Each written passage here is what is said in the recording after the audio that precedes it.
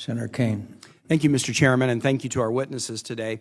I have a number of questions and concerns about the ongoing mission against ISIL, which I'll address, but I've got to begin by just saying my concerns about the administration strategy pale next to my concerns about Congress and what Congress is doing.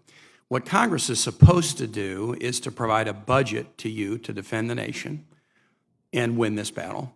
And Congress is supposed to authorize a war that is now 11 months in. And we've not done either. We're not giving you a budget.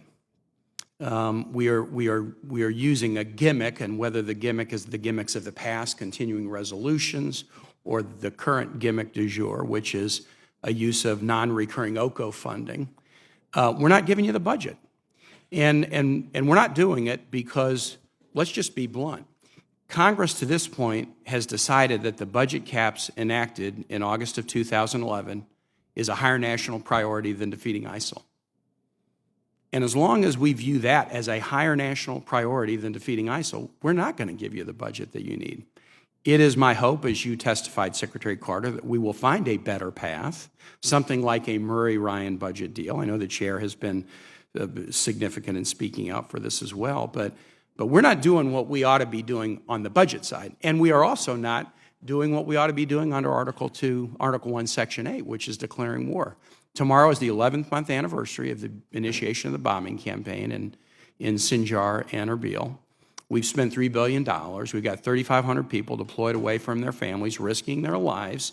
And aside from a single vote in the Senate Foreign Relations Committee in December, there has not been House committee action or floor debate of any significance. There's not been any meaningful debate on the Senate floor about whether or not we should be engaged in this war, even though 3/4 of the members of Congress, by my estimation, believe that there should be U.S. military action against ISIL with some differences in detail. But we don't want to have a debate and vote because we don't want to put our names on it. We don't want to be held accountable for a vote. So we can criticize all we want, and I'll get into some criticisms, but bottom line, Congress is not doing either of the two things we are uniquely supposed to do: provide you a budget to win and authorize war. And that, I think we could make our criticisms have a much greater legitimacy if, as an institution, we would do what we are supposed to do. I just returned from the region, and just some quick summaries. Senator Donnelly mentioned it. We are achieving some significant successes against ISIL in some parts of the battlefield. In Iraq and Syria, largely in the areas where we are relying on partners with the Kurds, the KRG, regional government in Iraq, and then Kurds in the north of Syria. President Barzani, we met him on Sunday in Erbil, I guess 2 Sundays ago, and he said this, and this is very important, especially for any who would say the U.S. doesn't have a strategy. He said, "Thank you to the United States of America. If the president had not started a bombing campaign on August 8th near Erbil, we might not be here today." That bombing campaign likely helped save the existence of the KRG, which has been a good partner. And they lead with that. They don't lead with "we're not getting weapons." They don't lead with "we don't like working with Baghdad." They lead with "thank you to the United States for helping save us, save our region, save our way of life." And that's important for us to acknowledge, because that wasn't by accident. That's a strategy. We helped save an important ally by acting, the president acting when he did. There are challenges, too. The Iraqi unification challenge was very patent as we met with Prime Minister Abadi. And there's mixed reviews, positive on the intent, but mixed on the follow-through. In the Sunni area in particular, a lot of criticism. Some support. The Anbar governor supports what Prime Minister Abadi is doing, but a lot of the tribal leaders don't, and a lot of the tribal leaders don't think we're doing what we can do. And when they look at what we're doing with the Kurds and they compare with what we're not doing with them, it sticks in their craw. And finally, the challenges in Syria are significant. Let me ask you this question. Today, front page article in the Washington Post dealing with the routing of ISIL in northern Syria. Quote, "The unexpected rout of Islamic State forces across a wide arc of territory in the northeastern Syria heartland has exposed vulnerabilities in the ranks of the militants and also the limits of the U.S.-led strategy devised to confront them. Islamic State fighters have been driven out of a third of their flagship province of Raqqa in recent weeks by a Kurdish-led force that has emerged as one of the most effective American partners in the war. The offensive, backed by U.S. airstrikes, has deprived the militants of control of their most important border crossing with Turkey and forced them onto the defensive in their self-proclaimed capital of Raqqa City, something that would have been unthinkable as recently as a month ago. That's what's happening right now. But every success has a challenge, and there's a worm in this apple, and the worm is this.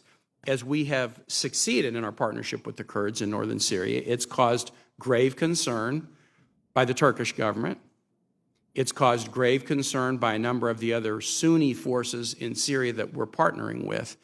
How do we continue to manage the Kurds to be successful in the battle against ISIL and partner with them to be successful without causing additional undue challenges in our effort to also help Sunnis be successful against ISIL? Thank you. And by the way, thank you once again for traveling there. It's much appreciated. Let me start with the Turks. Turkey has a long common border with both Syria and Iraq, which has remained disturbingly permeable to foreign fighters and to resupply throughout the course of this conflict. And we have some people actually talking to the Turks just today, as the chairman alluded to a while ago, in order to try to get the Turks to up their game. They are a NATO ally.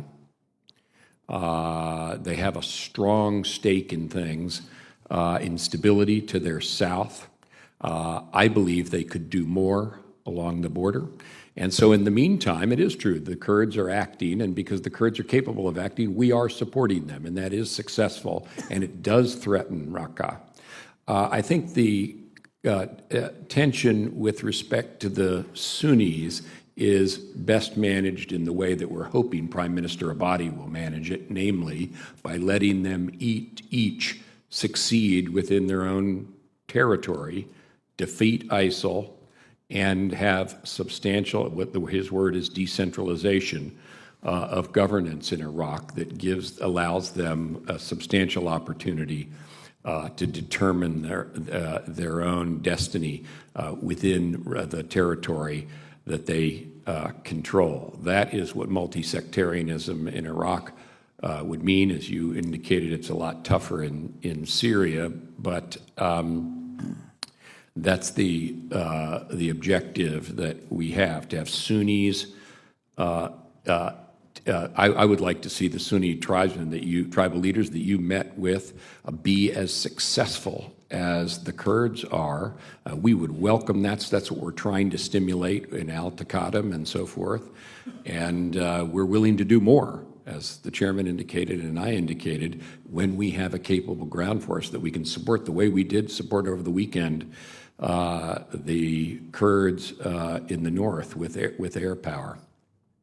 Thank you, Mr. Chair. Mr. Chair, I also want to just agree with a line of your questioning earlier. I think it would be absolutely foolish for us to not clarify the rules of engagement for the Syrian-trained folks inserted back into the field to make clear that the U.S. will support them if they come under attack by the Assad regime. For them to go back in without a guarantee on that score would seem, we would lose all credibility if we don't provide that. And I just would encourage the administration to clarify that aspect of the rules of engagement. Thank you, Mr. Chair. I thank you, Senator. I have been asking that question for a long time, and I keep getting the answer, well, we haven't made that policy decision.